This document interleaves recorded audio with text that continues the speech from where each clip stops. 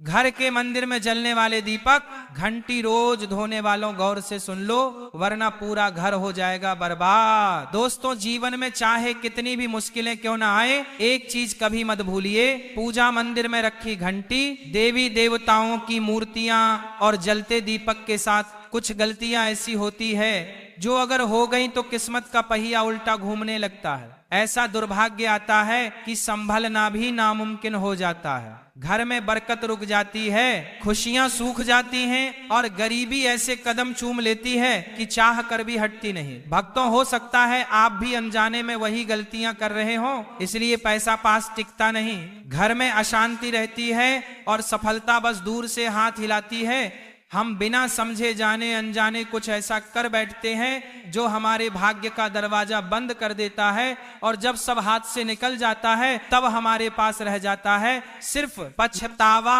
और ताने। लेकिन घबराइए मत, आज इस प्रवचन में हम आपको पूजा मंदिर से जुड़ी हुई रहस्यपूर्ण बातें बताएंगे जिन्हें सुनकर आपका दिल खुद कहेगा, गुरुजी आपने तो मेरी सोई किस्मत जगा दी। तो भक्तों, इस प्रवचन को अंत तक सुनना, क्योंकि यह सिर्फ जानकारी नहीं, ये आपकी जिंदगी बदलने की कुंजी है। बहुत से लोग पवित्र वस्तुओं को धर्म का प्रतीक मानकर मंदिर में रख लेते हैं, लेकिन वही सबसे बड़ी गलती कर बैठते हैं। आज हम विस्तार से जानेंगे कि पूजा मंदिर में कौन सी चीजें रखना शुभ है और कौन सी अशुभ, दीपक कितने बजे जलाना चाहिए और जलाते समय कौन सा मंत्र बोलना चाहिए, घंटी कब बजानी है और सुबह बजानी है या शाम को, और कितनी बार शंख कब और कैसे बजाना चाहिए, और बजाते समय किस मंत्र का जाप करना चाहिए, दीपक रोज धोना चाहिए या नहीं, मंदिर में कितनी मूर्तियां रखनी चाहिए और क्यों। ये 7-8 बातें छोटी लग सकती हैं, लेकिन इनका असर आपकी किस्मत पर सीधा पड़ता है। और अभी परसों के कथा में एक भक्त ने हमसे पूछा था, गुरुजी मैं रोज पूजा करता हूं लेकिन फल क्यों नहीं मिलता, उल्टा नुकसान ही हो जाता है। इस प्रवचन में हम इस रहस्य को नजदीक से जानेंगे। पूजा हमारे जीवन का अभिन्न हिस्सा है। हर कोई किसी न किसी देवी देवता की आराधना करता है।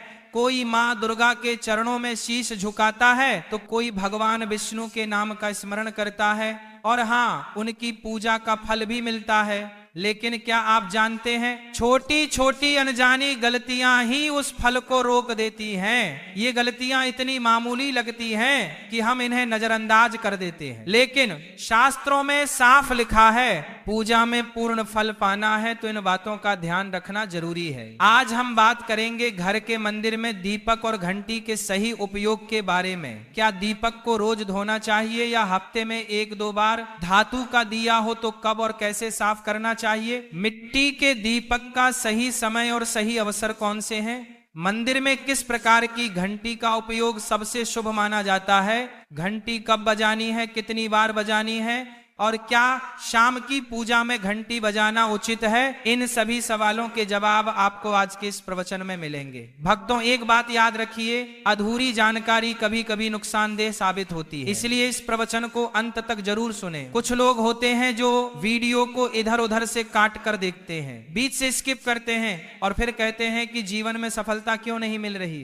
अरे, जब ज्ञान ही आधा अधूरा ले रहे हो तो फल पूरा कैसे मिलेगा? भक्तों, सबसे पहले बात करते हैं मिट्टी के दिए की। यह साधारण सा दिखने वाला दिया वास्तव में शुद्धता और पवित्रता का प्रतीक है। दिवाली हो, कोई धार्मिक पर्व हो या फिर कोई बड़ा अनुष्ठान, मिट्टी का दिया जलाने का अपना ही महत्व है। घर के मंदिर में या दरवाजे के पास जब इसे जलाया जाता है तो ऐसा लगता है मानो लक्ष्मी माता खुद आपके आंगन में प्रवेश कर रही हो। लेकिन भक्तों, ध्यान दीजिए, जब यह दिया मंदिर में रखा जाता है तो इसके नियम बदल जाते हैं। मिट्टी का दिया एक बार जलाने के बाद दोबारा मंदिर में नहीं रखना चाहिए। हर बार नया मिट्टी का दिया ही उपयोग करना शुभ माना गया है। ऐसा करने से वास्तु दोष दूर रहता है और घर में बरकत बनी रहती है। अब आगे इस प्रवचन में हम जानेंगे मंदिर की घंटी से जुड़े हुए रहस्य जो शायद आपको पहले कभी नहीं बताए गए। अब आते हैं धातु के दियों पर। आपने देखा होगा कि लोग पीतल या तांबे के दिए इस्तेमाल करते हैं। यह न केवल सुंदर होते हैं बल्कि इनका धार्मिक महत्व भी अत्यंत गहरा है। लेकिन भक्तों, इन्हें सिर्फ जलाना काफी नहीं है, इनकी शुद्धि भी उतनी ही जरूरी है। इन्हें रोज धोकर खासकर गंगा जल से साफ करना चाहिए। गंगा जल से धोने पर दिया पवित्र हो जाता है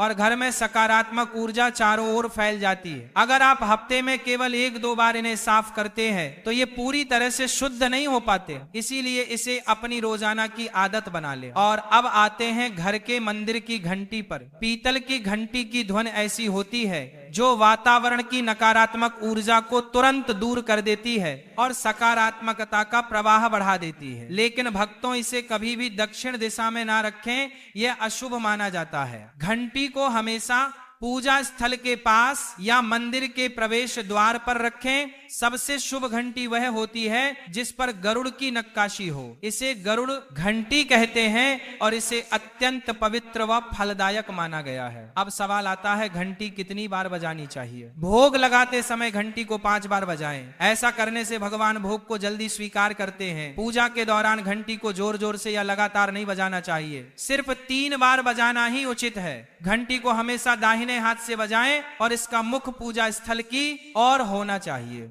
याद रखिए, घंटी को सुबह की पूजा में ही बजाना शुभ माना गया है। शाम की पूजा में घंटी बजाने से बचना चाहिए क्योंकि शास्त्रों में इसे उचित नहीं माना गया है। इन नियमों का पालन करने से आपका पूजा पाठ कई गुना अधिक फलदायक और प्रभावी हो जाएगा।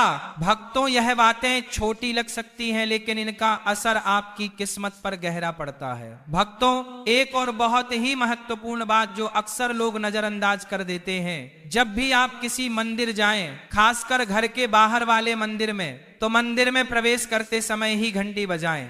मंदिर से बाहर निकलते समय घंटी बजाने की कोई आवश्यकता नहीं होती। जब आप घंटी बजाते हैं तो यह सिर्फ आवाज नहीं होती, यह भगवान को दिया गया संकेत होता है। प्रभु, मैं आपके द्वार पर आ चुका हूँ, आपकी शरण में हूँ। एक बार घंटी बजाने का मतलब है कि आपने भगवान के दरबार में प्रवेश कर लिया है और पूजा आरंभ कर रहे हैं। 2 बार घंटी बजाने का अर्थ है कि आप अपनी प्रार्थना, अपने मन की बात सीधे भगवान के समक्ष रख रहे हैं। अब भक्तों, हम आपको कुछ ऐसी बातें बताने जा रहे हैं जिन्हें शायद आपको कोई न बताए, इसलिए इन बातों को ध्यान से सुनिए क्योंकि यह आपके पूजा पाठ को और भी अधिक फलदायी बना सकती है। अब आइए जानते हैं पूजा मंदिर के कुछ आवश्यक नियम। पूजा करते समय आपका मुख हमेशा पूर्व दिशा की ओर होना चाहिए। यह दिशा सबसे शुभ मानी जाती है क्योंकि यहाँ से सूरज की पहली किरण आती है जो सकारात्मक ऊर्जा से भरी होती है। पश्चिम की ओर मुख करके भी पूजा की जा सकती है, लेकिन पूर्व दिशा का लाभ कई गुना अधिक है। घर की सीढ़ियों के पास पूजा घर बनाना अशुभ माना गया है क्योंकि वहां नकारात्मक ऊर्जा का प्रवाह अधिक होता है। भगवान का आसन हमेशा आपके आसन से ऊंचा होना चाहिए, कम से कम 10 इंच। भगवान की प्रतिमा को सीधे जमीन पर रखना अशुभ माना जाता है। ऊंचा आसन पूजा स्थल में सकारात्मकता और ऊर्जावान माहौल बनाए रखता है। पूजा करते समय हमेशा चटाई या आसन पर बैठें। यह न केवल आरामदायक है बल्कि ध्यान और श्रद्धा को भी स्थिर रखता है। ध्यान दें कि आपका आसन भगवान के आसन से ऊंचा ना हो, इससे भगवान के प्रति आदर और विनम्रता बनी रहती है। भक्तों, अगली बात बेहद जरूरी है, पूजा घर में कभी भी सड़े, बासी या मुरझाए हुए फूल न रखें। मुरझाए फूल पूजा में अशुभ माने जाते हैं क्योंकि वे नकारात्मक ऊर्जा को बढ़ाते हैं। हमेशा ताजे, सुगंधित और खिले हुए फूल ही भगवान को अर्पित करें। जब फूल मुरझा जाएं या काले पड़ जाएं तो उन्हें सम्मान पूर्वक मिट्टी में दबा दें। इससे नकारात्मक ऊर्जा दूर होती है और आपके घर में पवित्रता बनी रहती है।